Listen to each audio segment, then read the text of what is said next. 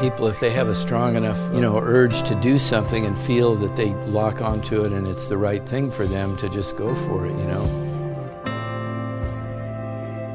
It was just so different, and I just felt so strong that it could be something, really, really unique, and I just felt like it was destiny. When you got the sweet spot of the wave, then you go for it. You just drop in and go for it.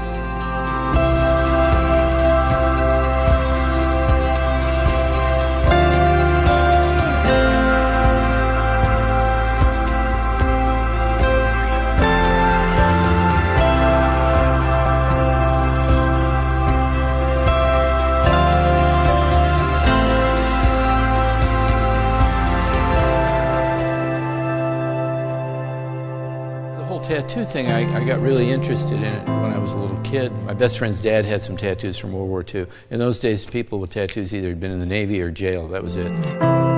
Started drawing tattoos on neighborhood kids. My buddy Lenny, whose dad had the work on him, and I set up a little toy tattoo shop in our house.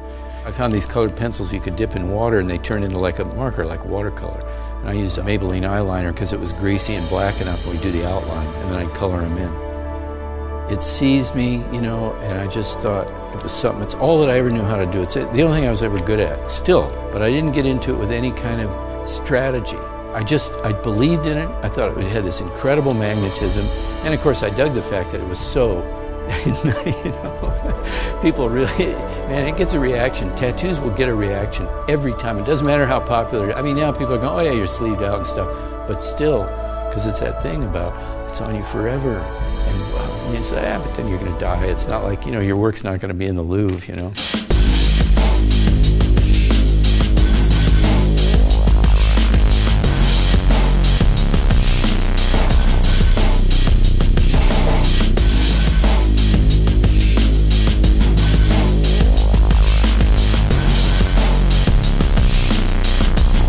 I just decided that I was going to open a tattoo shop. I thought, I'm not going to take my Yale fellowship.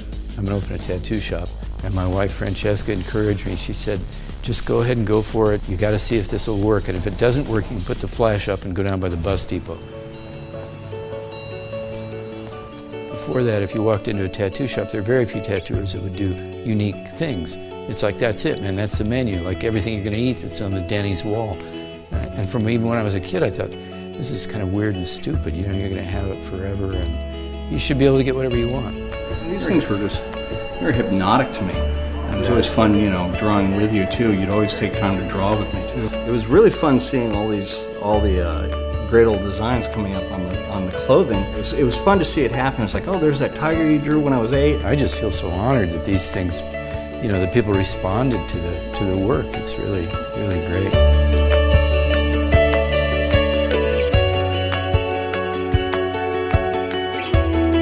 I got into it doing it professionally because I was inspired by the Japanese stuff, which nobody was really doing in the West. Sailor Jerry was a little bit in Zeke, but now there's been a revival of interest. It's like real art history where people are picking up on all these different things. I mean, that's some flash of Jerry's, and these things hung up here were actually carnival tattoo flash that were all wired together so they could set up on the midway and just let these things go, and they would unfold in streams of designs.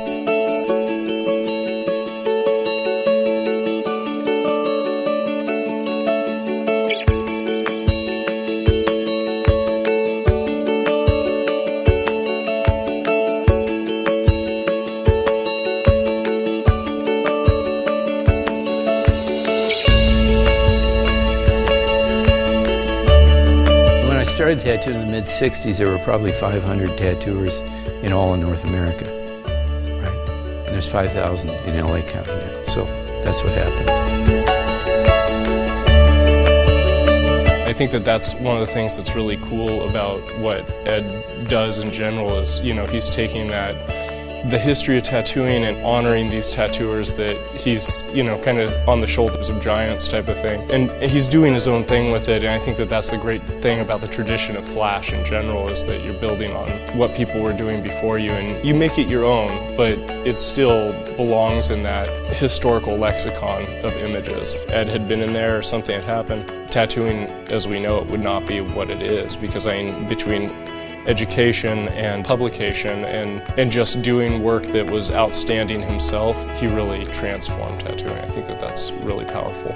It's incredible. I never thought it would go to this stage. We would say, like, Sailor Jerry would be like laughing in his grave, you know, the way all this developed. None of us dreamed it would happen. I mean, look at my life's just been this incredible journey of, you know, it hasn't all been great, and I've screwed up plenty, you know, as I go along. You try to just not screw up in the same way as you advance, but I've had an extremely fortunate life, and it's mainly due to all my teachers, all the people alive and dead. And all art of the world is totally alive to me. That's the beauty of having something that won't die off. The tattoos are cool, but when you have a piece of art, when you see this, the spirit of those people live on in those things that they made, and that's really important to me. You know? It's as real as anything that I can see in this room.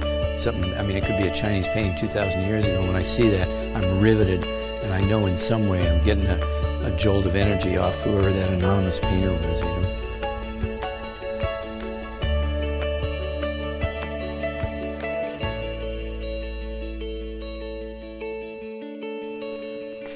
Okay, that's how you do it.